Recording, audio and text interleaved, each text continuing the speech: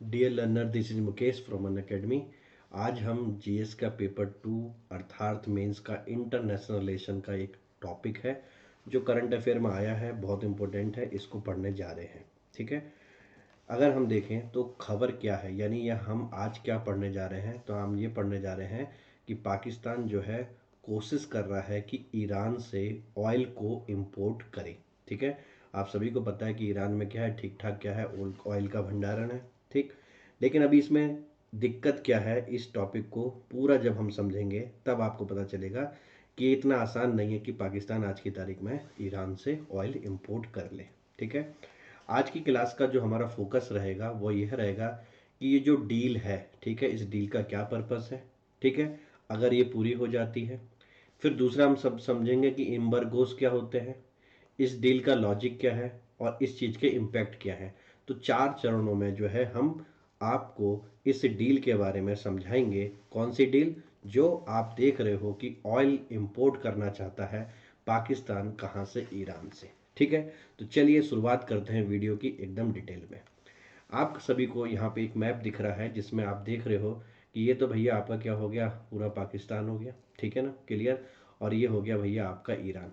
यानी कि पाकिस्तान जो है ईरान से बाउंड्री शेयर करता है। और जो ये वाला पार्ट है इसको बोलते हैं हम बलूचिस्तान। ठीक है। इस एंगल को हम स्लाइड के लास्ट में एकदम डिस्कस करेंगे। फिलहाल पाकिस्तान जो है कोशिश कर रहा है कि वो ईरान से जो है ऑयल ले।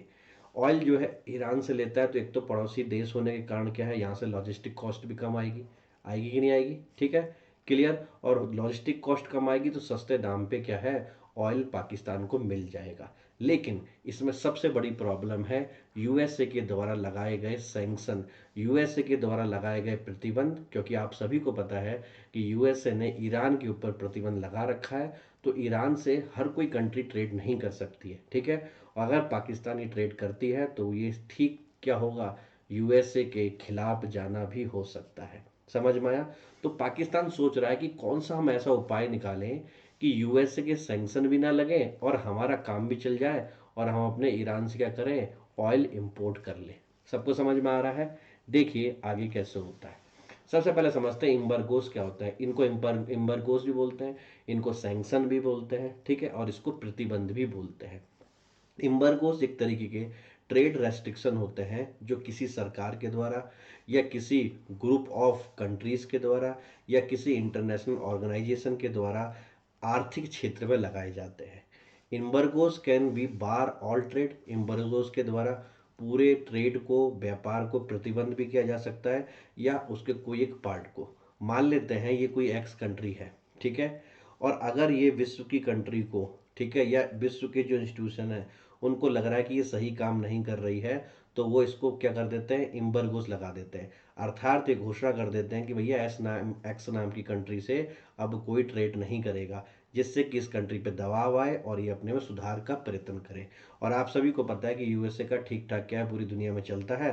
तो यूएसए जिन जिन कंट्रियों पे इम्बरगोस लगाता है तो बाकी के काफ़ी देश जो है फिर उस कंट्री से किसी भी तरह के ट्रेड रिलेशन नहीं रखते हैं, अन्यथा यूएसए नाराज हो जाएगा। ठीक है ना। तो इम्बरगोस भी क्या होते हैं, ट्रेड रेस्ट्रिक्शन होते हैं। अगर हम इसे और डिटेल में पढ़ें कि यूएसए ने यानी कि अमेरिका ने अभी तक किन किन पे इम्बरगोस लगा रखे हैं, ठीक है, और वो भी बहुत ही लॉन्ग रन के लगा रखे हैं, जिसमें क्यूबा को लगा रखा है, आपके नॉर्थ कोरिया पे लगा रखे हैं, ईरान जिसको आज हम पढ़ रहे हैं उस पे लगा रखे हैं, सीरिया पे लगा रखे हैं, और हाल ही में जो है रसिया पे भी लगाए हैं। क्यों? रसिया और यूक्रेन के इशू होने के कारण। ठीक है। तो अब बहुत सारी कंट्री जो यूएसए के ब्लॉक से रिलेटेड है, क्योंकि यूएसए की डिप्लोमेसी पूरी दुनिया में चलती है, ठीक है, तो कोई भी कंट्री यूएसए के खिलाफ नहीं जाएगा। अगर वो इनसे ट्रेड करेगा तो ये सीधे सीधे यूएसए की खिलाफत होगी। क्या ये बात समझ में आया? अब आप इस एंगल को समझो कि एक तरफ जो है आपका ईरान है, जिस पे ऑलरेडी यूएसए ने सैंक्शन इम्बरगोज लगा रखे हैं, प्रतिबंध लगा रखे हैं। तो क्या पाकिस्तान आज की हालत में होगा कि वह ईरान से ट्रेड करे और यूएसए कुछ भी ना कहे? ठीक है ना, क्लियर। अब देख लेते हैं कि भैया पाकिस्तान का क्या व्यू है। पाकिस्तान कह रहा है कि भैया प्रतिबंध तो रसिया पे भी लगा रखे हैं, लेकिन रसिया से हम ठीक ठाक क्या कर रहे हैं, ऑयल ट्रेड कर रहे हैं। आप समझ रहे हो ना। पाकिस्तान कह रहा है कि जब हम रसिया से ऑयल ट्रेड कर सकते हैं तो हम ईरान से क्यों नहीं कर सकते? जब रसिया पे एम्बार्गोज है तो जब हम उस पर कर रहे हैं तो ईरान पे भी एम्बार्गोस है, तो उस पर भी हम कर सकते हैं, यानी कोई ना कोई तो रास्ता निकल सकता है ना। तो इनका एक समान व्यू है, जनरल व्यू है, कोई एक मतलब फाइनल स्टेटमेंट नहीं है। आप समझ रहे हो, यानी इस दिशा में हम सोच सकते हैं। ऐसा कौन कह रहा है? पाकिस्तान। ठीक है, पाकिस्तान में करंटली जो है ऑयल शॉर्टेज भी चल रही है। ठीक है, और ईरान से अगर ऑयल आता है तो वो सस्ता भी होगा, जो उसकी इकोनॉमी के लिए फ़ायदा भी देगा। तो पाकिस्तान अपने इस एंगल से सोच रहा है कि जब मैं रसिया से डील कर सकता हूँ, ठीक है, जिस पे यूएसए ने प्रतिबंध लगा रखा है, तो मैं एक और कंट्री ईरान से भी कर लूँ भैया। ठीक है ना, लॉजिक समझ लो। ठीक है, लेकिन आप सभी को पता है ये वर्ड डिप्लोमेसी है। रसिया की जगह जितनी डिप्लोमेसी है वो ईरान नहीं ले सकता।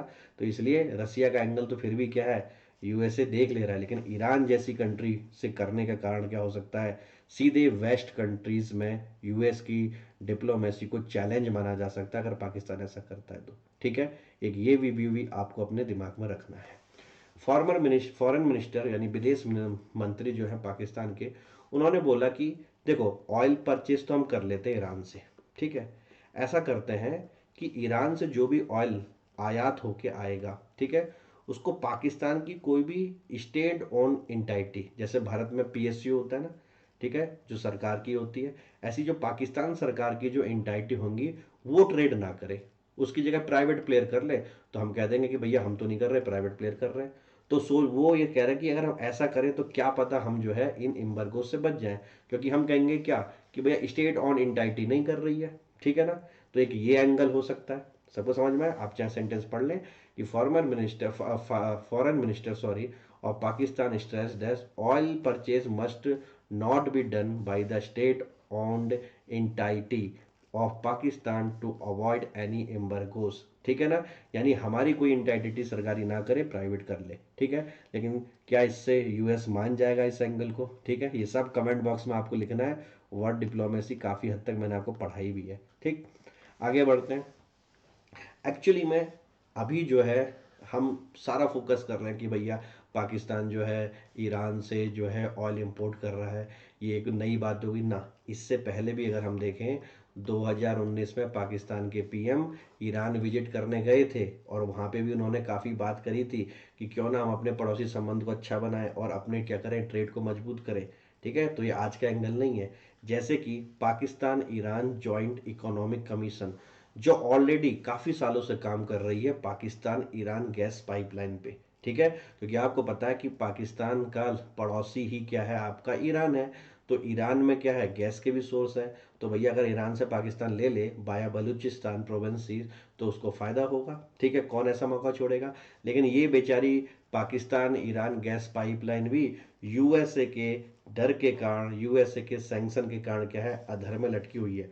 लेकिन इससे यह तो हमें पता चल रहा है कि चिंगारी तो जल रही है। ठीक है ना, यानी बातचीत तो पास्ट में भी हुई है। आज ये ऑयल वाली बात कोई नई बात नहीं है। ठीक है, क्लियर? आगे बढ़ते हैं। अब एक एंगल ईरान का भी देख लेते हैं। ठीक है, जैसे कि मान लो ईरान पे इतने सारे प्रतिबंध लगे हुए हैं और ईरान के पास अच्छा खासा क्या है, ऑयल है। ठीक है, और अच्छी खासी गैस भी है। ठीक, तो क्या उसको अपने ट्रेड पे नुकसान होता होगा? ठीक है, तो इस एंगल को समझने के लिए हमें यह समझना चाहिए कि ठीक है, ईरान पे जो है एम्बार्गोस लगे हुए हैं। ठीक है, लेकिन अगर मान लो ईरान से कोई क्रूड ऑयल निकलता है, ठीक है, और वो चाइना पहुंचकर, ठीक है, उसकी आपकी रीलेबलिंग हो जाए और उस पे जाके मेड इन चाइना का जो है थप्पा लग जाए, और फिर उसके बाद उन सारे देशों में चले जाए जो आज ईरान से डायरेक्ट ट्रेड करने में डरते हैं।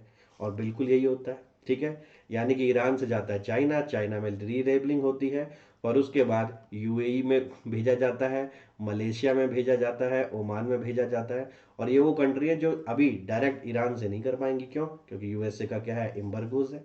ठीक है, तो एक्चुअली में ईरान को ज़्यादा कुछ फर्क नहीं पड़ता है, क्योंकि उसके पास दूसरा बाईपास वाला क्या है, रास्ता है, जो साफ साफ लिखा है। अब आप इस स्टेटमेंट को पढ़ सकते हैं कि जो उद्योगपति लोग हैं वो क्या कह रहे हैं कि to avoid this claim discovered by the custom officer, custom officer को पता ही ना चले तो क्या कर रखा है, लार्ज पोर्शन ऑफ ऑयल जो है एक्सपोर्ट किया जाता है ईरान से चाइना को, फिर वहाँ पे उसे रीलेबल किया जाता है, और रीलेबल करने के बाद उसको मलेशिया, यूएई, ओमान और बहुत सारी जो है अदर अदर कंट्री में भेजा जाता है, इवन सीरिया में भी भेजा जाता है।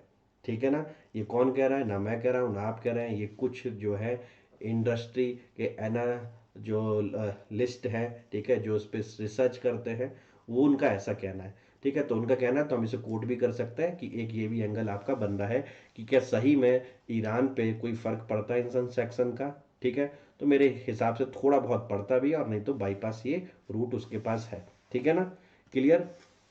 अब लॉजिक, वही लॉजिक क्या, अगर आपको मैप और लोकेशन पता है तो आप सभी को पता है कि अगर पाकिस्तान जो है आपका ईरान से, ठीक है, ऑयल एंड गैस लेगा तो वो चीपर होगा, क्योंकि क्या सस्ता होगा, लॉजिस्टिक कॉस्ट काफ़ी कम होगी इन कंपेयर टू रसिया, जबकि रसिया क्या है, काफ़ी दूर है। ठीक है ना, क्लियर। तो इसका मतलब ये है कि अगर पाकिस्तान ऐसा सोच रहा है, ठीक है ना, कि हम जो है क्या कहते हैं, जब रसिया से ऑलरेडी ट्रेड कर रहे हैं जिसपे इम्बर्गोस ऑलरेडी लगे हैं, ठीक है, वेस्ट कंट्री के द्वारा, पश्चिमी देशों के द्वारा, तो भैया हम ईरान से भी कर दें, अलग क्यों रहें। ठीक है, और उसका लॉजिक भी है। ठीक, अब आप थोड़ा सोच के बताइए कि क्या केवल ये बहुत आसान है कि ये कह देना कि भाई रसिया से कर रहे हैं तो ईरान से भी करने दो। ठीक है, तो मेरी नज़रों में ये बिल्कुल भी आसान नहीं है। क्यों? क्योंकि इसमें भैया सबसे बड़ा इशू हर तरीके से पाकिस्तान के ऊपर आने वाला है। ठीक है, क्यों? क्योंकि आपको पता है जो है यूएसए और आपकी सऊदी अरबिया, इनकी अच्छी खासी क्या है, आपके गुटबंदी है। ठीक है, या कहते हैं कि इनकी दोस्ती है। ठीक है, और बहुत सारे इंटरनेशनल फाइनेंशियल इंस्टीट्यूशन, ठीक है, उन्होंने भी क्या कर रखा है, एम्बार्गोज लगा रखे हैं, ठीक है, ईरान पे। ठीक, तो अगर जो है ईरान का ऑयल, ठीक है, पाकिस्तान आता है, ठीक है ना, तो सीधे सीधे भैया पाकिस्तान चैलेंज कर रहा है बहुत सारे जो है आपके फाइनेंशियल इंस्टीट्यूशन को भी, यूएसए को भी, सऊदी अरबिया को भी, कि भाई तुम्हारे गढ़ में रहते हुए भी, ठीक है, हम दूसरे पक्ष से क्या कर रहे हैं, ऑयल का ट्रेड कर रहे हैं। ठीक है ना, क्लियर। और दूसरी बात, इसको प्रैक्टिकली ये ऐसे भी संभव नहीं है, क्योंकि आप सभी को पता है कि जो भी इंटरनेशनल ट्रेड होता है बच्चों, वह होता है डॉलर में। ठीक है, तो जब बहुत सारा अमाउंट ऑफ ऑयल पाकिस्तान पे जाएगा आयात होकर, तो उसके बदले पाकिस्तान को डॉलर चुकाने पड़ेंगे, और जब डॉलर पाकिस्तान को चुकाने पड़ेंगे तो वो किसी भी इंटरनेशनल फाइनेंशियल इंस्टीट्यूशन के बना हो सकता है, नहीं हो सकता, यूएसए खुद डॉलर का गढ़ है। तो यानी कि ये इतना पैसा लाएंगे तो लाएंगे कहाँ से। ठीक है, लेकिन इसकी एक काट है। क्या काट है इसकी, कि ईरान के जो मंत्री लोग हैं, उन्होंने एक बार्टर सिस्टम समझा है इनको। बार्टर सिस्टम क्या होता है, एक चीज के बदले में दूसरी चीज क्या कर लेना, ले लेना। यानी कि अगर ईरान पाकिस्तान को ऑयल देता है, ठीक है, तो जरूरी नहीं है कि हमें जो है डॉलर में पैसा दो। कौन कह रहा है, ईरान। ईरान कह रहा है कि इसके बदले अगर आप चाहो तो गेहूं दे दो हमें, या अन्य फूड आइटम दे दो उसके बदले में उतनी अमाउंट का, तो हम मान जाएंगे। मतलब हमें तब भी कोई तुमसे ट्रेड करने के लिए, मतलब हमें कोई मतलब इशू नहीं है। ठीक है ना, यानी कि ईरान हर तरीके से चाह रहा है कि ये क्या हो जाए, एक तरीके से ट्रेड चालू हो जाए। ठीक है, इसके डिप्लोमेटिक इशू भी होंगे, क्योंकि ईरान को तो खुश होगा कि भैया जो यूएसए नहीं चाहता था वो देखो मैंने करवा दिया बार्टर सिस्टम के द्वारा। ठीक है, तो ऐसा सिस्टम जिसमें पैसे का आदान प्रदान नहीं है तो बार्टर सिस्टम है, एक चीज की जगह दूसरी चीज। ठीक है ना, लेकिन क्या पाकिस्तान के नजरिए से ये आसान है। ठीक है, मेरे ख्याल से, मैं फिर बार बार रिपीट कर रहा हूँ, इतना आसान नहीं है। क्योंकि आप खुद देख सकते हो कि पाकिस्तान के विदेश मंत्री वो खुद कह रहे हैं कि पाकिस्तान ओन इंटाइटी नहीं करेगी इसको। ठीक है, फिर इतने सारे डॉलर कहाँ से लाएंगे। ठीक है, क्या बार्टर पे ही ये चलेगा, ट्रेड चलेगा तो कितने दिनों तक चलेगा। ठीक है ना, तो ये सारे इशू हैं जो क्या हैं आपके हमेशा दिक्कत में आएंगे। और सबसे बड़ी बात, जब भी यूएसए को लगता है, ठीक है, कि भैया उसकी इंटरनेशनल डिप्लोमेसी, खासकर जो गल्फ कंट्री हैं, उसमें प्रभावित हो रही है, तो वो कुछ भी बड़ा कदम उठा सकता है। ठीक है, और पाकिस्तान कभी भी नहीं चाहेगा कि वो यूएसए का एक जो है विरोधी जो है क्या हो, यहाँ पे सिद्ध हो। ठीक है ना, क्लियर। वो बात अलग है कि ह्यूमैनिटेरियन ग्राउंड पे जब पाकिस्तान में ये आपकी त्रासदी आई थी बाढ़ वाड़ की, तो ईरान ने बोला था कि आप चाहे तो हमसे ऑयल ले सकते हैं, तो वो ह्यूमैनिटेरियन ग्राउंड को थोड़ा अलग रख दें, लेकिन प्रॉपर ट्रेड पर्पज से मुझे नहीं लगता कि ये डील हो सकती है। ठीक है, इसके अलावा एक एंगल हमें और समझना है बलूचिस्तान का, लास्ट एंगल है बच्चों। देखो जैसा आपको पता है ये पूरा पाकिस्तान है, ठीक है, बलूचिस्तान अलग नहीं है वो पाकिस्तान में ही, लेकिन पाकिस्तान की एक प्रोविंसीज है जिसको हम बलूचिस्तान कहते हैं। ठीक है, तो लोग कहते हैं कि देखो ईरान से तो तेल फिर भी पाकिस्तान में जा रहा है, कैसे जा रहा है, स्मगलिंग के द्वारा। ठीक है, क्यों? क्योंकि भैया उन्हें पता है कि ईरान में सस्ता है।